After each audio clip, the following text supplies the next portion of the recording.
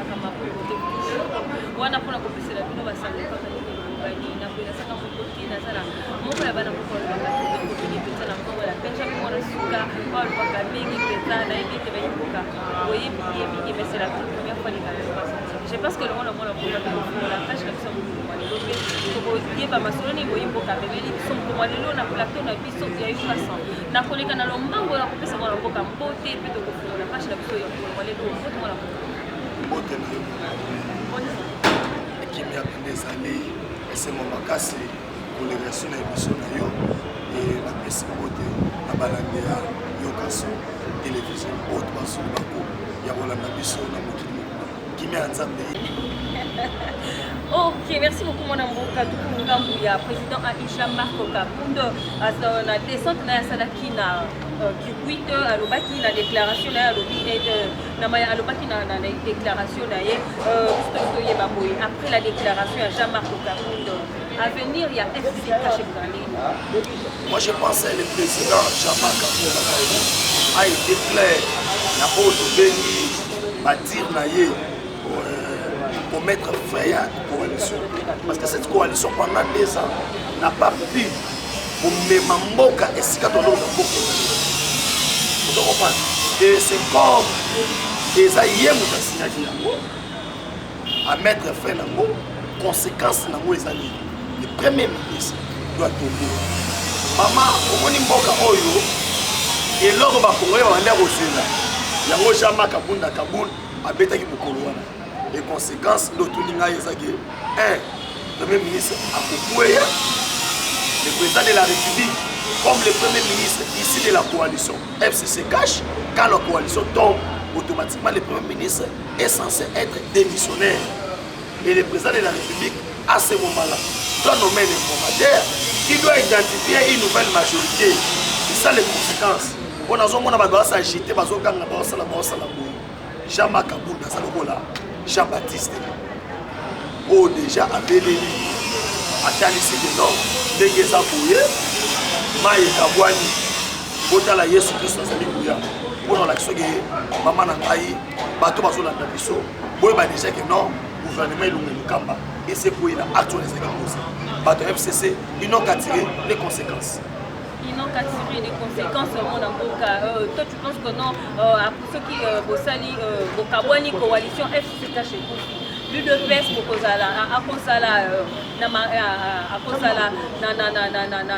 fragilité, est-ce que l'UDPS pour cause la marche non, il ne faut pas dire que l'UDPS est fragilisé. Écoutez-moi, vous allez vite comprendre que non, il y a un problème. Quel est ce problème? Vous parlez de l'IDPS, aussi longtemps que le président de la République avait déjà initié les consultations. Et les consultations qui vont aboutir à l'union sacrée. Vous en parlez à l'union sacrée. l'IDPS il y aura beaucoup de forces vives. Oyo et Bokamba Moka avec une nouvelle majorité. Vous voyez, parce que l'FCC cache. Les gens de l'FCC ont démontré combien ça a la mauvaise foi pour Mboké qui est donc on se dit maman ata yo ndongo sawana oza mwasi ndenge oza boye oke libala poko lelo batiti kuku lo basima ba nyati basa okoboma libala wana on a qu'à tirer, ils ont qu'à tirer les conséquences, c'est ça. Ok, merci beaucoup Benjamin parce que le biais de FCC mais aux avant la coalition mais le lot a vu nous tant que ça qui est dans coalition vous pouvez quitter que le lot on a oignon sur comme il est ou soit le cas où ça nous marche ensemble après pour mais maman, Tozali n'a qui cité Yaboye Babou. L'avenir appartient à Dieu. Vous comprenez? La politique, la coalition, le accord et ça la marque Koufaka. Vous comprenez? On a Tozali Banzambété. Nous on avait compris que nos ennemis d'hier, ils peuvent devenir les amis d'aujourd'hui. D'autant que les longs, enfin que, parce que les gens doivent comprendre, l'FCC cache qui comment. Donc se retrouver dans l'élection qui est au gagné présidentiel, on va gagner législative. Il n'y avait pas d'autre moyen, il n'y avait que des alternatives. Soit toquer la cohabitation, soit toquer la coalition. On a opté pour la coalition. Or, dans notre pays, nous avons un système semi-présidentiel. Dans le système semi-présidentiel, la biso, va piéger Makambu. Vous savez pas, semi-présidentiel, le président pouvait être là, régner, mais à son gouvernement. Vous savez pas, mais tu dis que non, tu as un intérêt à peuple. Mais après 2 ans, tant au monde non ils ont marché yaya et ça c'est qui monté on a les droits mais toi signé qui document yewana mettre fin nango na kati ya accord nous surtout il y a des clauses que le big non en cas les kabu eta bolate to ko bomana to bomani atanga na yo pour ça l'émission il y a un accord si tu as une émission na mobo to le micro to na caméra na ba on libanga to continue émission to continue c'est que l'FCC faisait pour le battre to marché biso monter l'IDPS azaye mo makas et les gens vont être autour de nous on va nous ça na biso na kati union ça et to kama mboka na biso la 2023 parce que bino vous êtes candidat dans bino FCC qui passe na candidat na bango toujours kaka batel la 2023 et que ça la boy ba ko côté na 2023 et que ça la finalement politique on vous ça on na mabu na bino ko na intérêt mais ozoka musanga tango solo bangai ki o poti to sa pour na biso comment ça va 2020 on a 2020 ba tête aux populations ba négocier la 2020 on a réalisé on n'a pas réalisé. Mais quand on essaie de faire les bilans, on ne doit pas voir ce qui est l'élection aux ala, oui, ce qui est aux ala, mais pour l'instant, il faut se mettre fin à la coalition aux alliés diaboliques, pour se mettre fin à la tout en ayant la commence. Vous comprenez? Parce que c'est ce qui a pu réaliser. Dans 2 ans, dans l'avenir, Kabila a ça. Par exemple, la gratuité. Kabila a autant ça, a autant ça, n'a pas on va voir que les gratuités, ça n'a pas de constitution. Et ça y est dans sa constitution. Juste continuité, il y a au moment où maman bika moi comment on a sa Bible mais ba baki na ensemble pour nous sous bika ba zo la Bible ba so ça la constitution comment qui on va ça la yango hein constitution le baki que non élection ça après 5 ans élection les gars en 2016 et les alliés de quoi parce que le bureau va sur la gratuité a été matérialisée par Félix Tshisekedi. Vous comprenez? Les lots de passeport, $99. Vous comprenez? Grâce à la réalisation. Parce que la bilan est. Nous avons eu le FCC. Alors, ça a bilan Kabila pendant 18 ans. Soit ça fausse communauté, 80 fausses communes. Le bilan Kabila est en haut de ça. Non, on a beaucoup de bateaux PC avec un dégât à la fin. On a beaucoup de sénateurs à toi, Joseph Kabila. À l'INA qui est pas que nous attendons la même façon de non, moi je pense.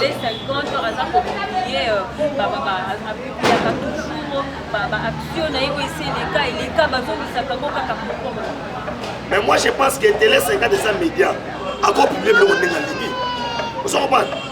Mais quand on a campagne comme ça, awa na so biso Kabila so balingi na mboko oyo wenza gambele zali Kabila longoni bakari nyoso tu ngane to tamona wenza gambele so ba ya ba récupérer te pona kuba otona biloko musuba ba sabino awa na omono ndrege so pende nini Télé 50 a publié Kabila akende Katanga nanu ka baba tu moko mwanza so a répondre que dimanche ABC ebo so boule ko yana Katanga poza na kimia o so kimia te. Depuis dans les chefs d'État parce que ce sont des déchets. Politiciens ta monta bimagicha ça t'offre na biso na kili.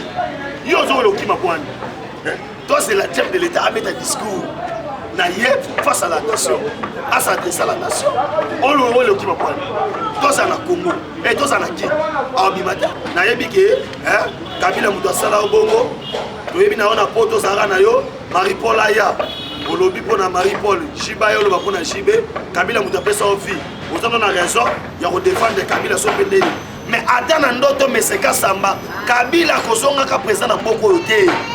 Présent na Congolais Mboko ta ko na Kabila na Mboko asate. Asate. Merci beaucoup à la Boka tous on a top Congo Bakenya pour faire les sénateurs à Fila Bashi, Balobela qui est en gros Christian Moussakouenou parce que quand on parle du top Congo tout le monde a Christian Moussakouenou, Bakenya qui pour ça la mobilisation à Lubumbashi pour le Batali des sénateurs a vu Joseph Kabila. Quand vous me parlez de la mobilisation, ils ont quel bilan présenté? Moi j'aimerais que Olu Kilangata Moutouma FCC, Balakisanga bilan. Vous comprenez? Balakisanga bilan. Oh Kabila ça qui pendant 18 ans. Oh va représenter pas bateau. Hein? Nambok awa na Kinshasa wa bandu na bola na partout dans le monde. Kabila tika des compagnies. Paris Foot na winner. Ozo mona tous les dans la page. Ah comme Kabu. Ne blo watika. Hein? Ne no ya Kabila. baoyamba Kabila yango eloko nini yango peuple congolais peut retenir na 18 ans Kabila na 18 ans Kabila osimba micro boete eyeza o mukamate o musala boye vous comprenez mais aujourd'hui avec la venue de Félix Antoine Tshilombo na pouvoir moi ça qui est normal kitoko so ça qui va la Kabila wana na ko répondre yo. Merci beaucoup, Sika. Afin de l'expertise générale c'est bien d'évoquer ces enquêtes sur l'affaire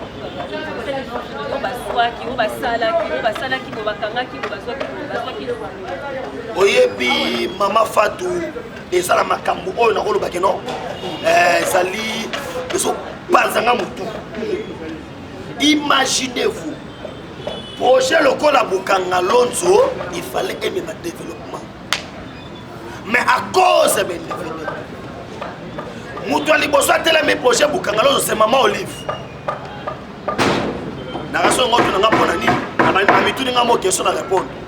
Parce que Olive Lembe a tellement la nom d'Aipen. D'Aipen est ça, la ferme espoir de Maman Olive. Et la machine. Et belé oyo na Bokanga Lonzo zomona na te et qui n'a pas na ferme espoir ya Maman Olive. Pour bango ba produisaka. Basala kanyo soto. Au détriment ya peuple congolais, ça veut dire quoi? Banyonga peuple. Et mutu ya mibale o asa responsable na Bokanga Lonzo, c'est Matata Poni Maponi. On a solo baké Matata Poni Maponi. Biso to c'est la masangu na Kindu. Ya ko bis université na Kindu. Comme ils sont dans l'université, vous comprenez? Et les lois inspection générale et finance, ça la quête na bango. Sur les 285 millions, 285 millions de dollars, oh l'État bimisaki. L'argent est à Kabila, l'argent du contribuable congolais, du peuple congolais, 285 millions de dollars. Par contre, sur place, il va évaluer, c'est à 80 millions. 205 millions de dollars portés disparus. Et la carte d'inspection finance, Bakouti 6 personnes au bassin qui est na carte, Batouana, Babon Mama na immunité parlementaire. Il y a un Sabino Boy. Mokolo ya rentrée parlementaire, il y a rentrée judiciaire, il y a cours de cassation Balbaki Boy. Il faut loi wana yakyo, azana ba immunité parlementaire évidée. Et permettre bango bacha maboko. La nouvelle cour constitutionnelle va déclarer la loi où est protégé à bateau, immunité. Et ça, c'est constitutionnel. Ce que tout le monde surtout, ma pécapolé, ce qu'on moukamate, ou moukwate, ça veut dire quoi? Les enquêtes, le rôle de Bimissi, auteur, n'a pas responsable, il y a Mohibi. Et ça, détournement de Marabasana Bokanga Lonzo, c'est du vol. Vous comprenez? Et ça, Mohibi, le mot ça Mohibi, les conséquences de Bozala Kenon. Non, mais c'est pas les mots. Yoka, mais n'a pas d'autre que matin de police. Ministre Guigiti, Sonani, Jeannette Kabila, Maman Olive Lem, Nazo Soke, et Belé Nabatouara Bokanga. Ne vous en faites pas. Vous comprenez? Le code de la justice a bien si on a poisson. Kalamingité, Bokanga. D'où alors, yo, Ozo Lanangaï, Oza Moyibi, Ozo Batamana Sénat, on a un sénateur, voleur, Okotoko. Ah, mais pas mieux vite. Vous avez besoin de le matin, vous n'avez pas besoin de le matin. Vous n'avez pas besoin de le matin. Vous n'avez pas besoin de le matin. Vous n'avez pas besoin de mais ce qui est marqué, il faut que vous soyez bon à tout invité et c'est ingratitude. Ce qui nous dit que il est marqué, il faut que vous soyez bon à tout invité. Je peux lui donner raison, ça veut dire Martin Fayulu a été financé aux élections par M. Kabila. Et les prêtres, parce que Bassango a 50 000 smartphones. Et aujourd'hui, nous reconnaissons que Babylone retour, Belgique a Sagina Sima. Parce que M. Philippe, Oyazali Mukolo ya ASDS, Société Oyo, et ça la trafic à armes. Journal belge, le rôle non, chaîne nationale belge, le roi RTNC là-bas, RTBF. Le ministre rapport avec non, M. Philippe, Bakouti va alimenter la compte 650 millions de dollars. 150 millions de dollars et bimi via l'entreprise au Kabila Zokamba Nanzela Mwasinae, maman Otobengi, maman Olive. Et que mon wana est financé par rebelle. oh tout bas ça na Congo ba groupe wana et puis ça va pas minduki. Mais aujourd'hui quand vous me dites que non monsieur Tozo ba que non Martin Fayulu ce qui azana mbomona mbomona ya Martin Fayulu là na hôtel il y a Samuel Eto'o ne pas ça là c'est quand que c'est le mba aux ana ngote au demi kilindeni wala on aura passé on doit se rodé poto on doit des poto ndeni mbongo transport comme on machine azana ngote bon poto ngote ndeni Martin Fayulu ce qui mbongo pour la campagne à l'américaine ce sont les ingrats c'est pourquoi on peut ouvrir une parenthèse pour la biso des ensembles de battre ensemble A na ensemble B ensemble A est composé na Kabila Fayulu Kusito Senko basé le Boko et ensemble B on a tous au monde Fachi Beto na union sacrée. Les Congo est divisé en deux parties. Ma sœur, c'est un conflit d'intérêts. Nous savons que deux parties, il y a les Congolais et les étrangers. Par le bibi le lobby boya, c'est comme Matiti Mabé. Na masango ko la tela moko. Pour ce que nous avons dans amitié, tu repères ça. Toi tu comprends la tela. Yaya mwana mokilo, so jamais à Congo Talibata. Matiti Mabé délai masango. Oh mais so mona na te yaya. Quand tout le monde est derrière l'union sacrée, parce qu'on a esprit de dialogue, parce qu'on a beau, mais les ennemis du peuple congolais, mais c'est clair pour définir. Ça veut dire la politique est simple maintenant comme bonjour. Il s'est fait autant l'arabe. À 99% des gens qui sont venus devant le président de la République, ils ont dit même faire la coalition.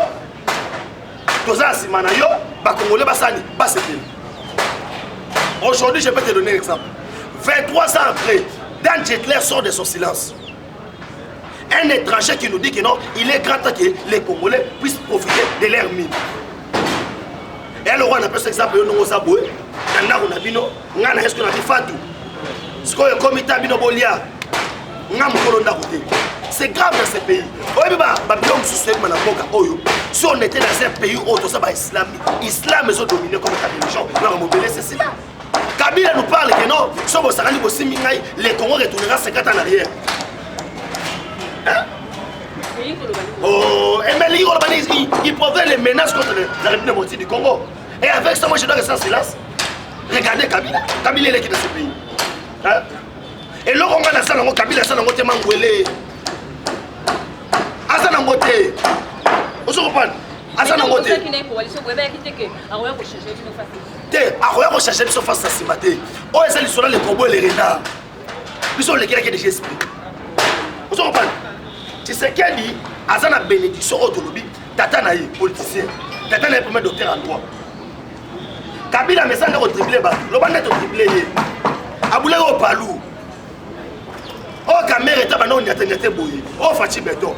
Aigle, à mon aradicolo. Pour l'action qui est non. Namakamono, surtout ça, aujourd'hui, le peuple congolais, comment on a la vérité? Natamu ya Kabila, Nana Bana Rosé Kobimisa Mono. Maman, si on va un tracteur agricole, on va un accessoire. On va domaine bilan. Si on va un tracteur agricole, on va un accessoire. Comment va tracteur y a un Congo pour approcher pour l'autre? Accessoire est saté. Comment on a un barrage, on va ça pour courir à la boucan à l'autre. Et on va éclairer qui coûte bande de Mobimba. Mais bande de Zambolini. Moussito Zayouap. Hein? Moussito Zayouap. Et ça, regrettable, ne peut pas signer. Les Congos se rappelleront un jour. Nabadoura Badof Moussito. Trahir son pays à cause de l'argent, leur consort. Mbongo Zana Soukate, syndicat de Royowana Kenda. Yowana Kei, a dit combien? Yoso Mona Kei, Vina Mobimba, au fond, on a le consort. On n'a pas de politiciens dans ce pays, on n'a pas des hommes d'État, on a que des matérialistes.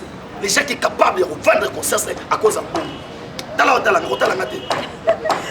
professionnel toki na ngambo ya communication mokotamboka uta osala mpoti ayambi bato ebele ayambi baprofession religieuse ayambi bashege moto bengi les enfants de la rue ayambi bamusicien ayambi presque bato nyonso ayambi bato ebele juste après cette consultation mwana mboka lo place atendre nini ya malamu toyena sena baikoka baza kozela ya malamu après consultation. Moi je pense que le peuple a s'attendre jamais Kaboundé ça annoncé. Il y a ce Kaboundé qui fait coalition. Mais le président de la République va se référer de ce que Kaboundé a dit. Parce que ceux qui dirigeaient ce pays, ça y est coalition, c'est se cache. Dès le moment où on sait quoi, les chefs de l'État au Sali, on se prononcer par rapport, il y a un ici, alors qui bien bouillé, je reviendrai vers vous. Narosonga. na simanga au sa décision et décision ba ses amis dans la Fatima ko blague hein dans la ba meko bo mena poison simbide na mai simbide na mo ba notre coalition ni bana ko bloquer ba kamwebele mais coalition bloquer ba kamwebele tendenge ni aucun na niveau ministère et PSP Willy Bakonga moyibi oye na niveau ministère finance moyibi Janine Mabunda moyibi bato baza censé contrôler le gouvernement c'est l'Assemblée nationale numéro 1 Assemblée nationale Moutapé perdu il y a Sénat Moutapé perdu quel est ce contrôle parlementaire oh bon basali dans le gouvernement pas nous bloquer tendenge dossier à passeport le kiti nani ministre de finance a bloqué en 45 jours. Dans ce ministre, dans ce moment, on va PDG à Snell, dans la régie des eaux. Il y a Katamaï, Katakoura. Après ça, non, non, pas qu'il est dedans. Moi, je pense que Joseph Kabila était sénateur à vie. Pas qu'il est en opposition. Pas qu'il est en opposition. Pas qu'il est en opposition. Et dans le cas où il y a la chambre libre dans la justice.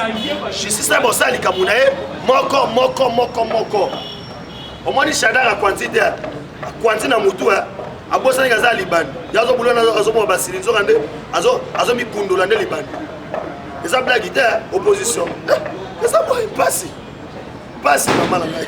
Comment la boka pourquoi jusqu'à présent ba combattant ba vraiment s'est retrouvé à 100. De wana yo kosi. Bo se retrouver ngolo bani. Basa misala te, c'est les actes. Basa misala te. Parce qu'on a appelé ça ba combattant misala. Non, mais il faut oyer banane. Hein? Batu baza censé couper ça. Tu sais qu'il y a des pouvoir pour nous combattre Misala. Azoaka pouvoir pour nous faire Congolais surtout Misala. Il est le président de la République, pas le président de l'IEPS. Un parti politique appelle ça Misala. Non, ça fait bon. Se retrouver que tu se retrouver. Non, se retrouver. Sauf qu'il est là, il a fait à coalition, c'est se cache. Pour se retrouver. Bana ba dicter que coalition c'est là. Bana ba ke koya. Tala IDPS asali otobengi fondation à Congo. Et ça la combattant moi dans se retrouver tous les combattants vont se retrouver tika ba ko sa mo lukuta. Et puis pour yeba bol. C'est le gouvernement même dans ça censé ko sa nini ko créer misala. Pour na batu ba so misala, on n'avait pas eu un pouvoir au biso ba to ba na okabola. Non, biso to ça ba chaîne na bino wana tege o nini ote ba pesa bo non. Nous sommes les alliés pour la bataille. Nous sommes les lots. Gratuité les lots. Et pour faire pour combattre au Congo. Quand on parle de la gratuité, les alliés pour la Congolais. Dans mon passeport est quitté. Et ça pour la combattre. Et ça pour la bataille surtout. Ils ont le pouvoir de combattre à base de salaire. Non. Tout ça qui est pouvoir pour la Congolais tout à se retrouver. Voilà, merci beaucoup mon amour pour communication sur la émission ah émission au militaire. Bon, merci beaucoup. Nande boyambaki ngai. Et c'est mon angé sali été tobungisi théâtre. Na actualité, tobungisi Lionel Messi na Cristiano Ronaldo na actualité, totikande na politique. Na moni mama boya 94 moto na Benjamin, article 84 lobinin, article 68 lobinin. Et je tiens à remercier Etienne Sekedi wa Mulumba parce que na idéologie atikeli bato. Les gens vont comprendre que non, il faut que les gens se tout le monde. Nous avons soutenons Félix, c'est notre sang, c'est notre frère. Et que sans Fatima, nous avons boulot.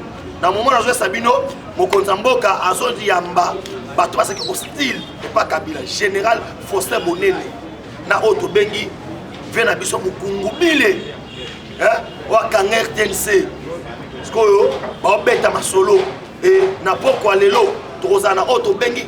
Conseil supérieur et la sécurité oh ma caméra aux alakati force africaine libéba parce que par contre c'est la mokoli kamuté comme ko lango ko bakaka na yebi ke bozaki bela rolanda ngai bozo a numéro de contact nanga plus 743 9 70 40 89 57 plus 743 9 70 40 89 57 soit ko melinga na Benjamin Mwana Suka. Merci beaucoup.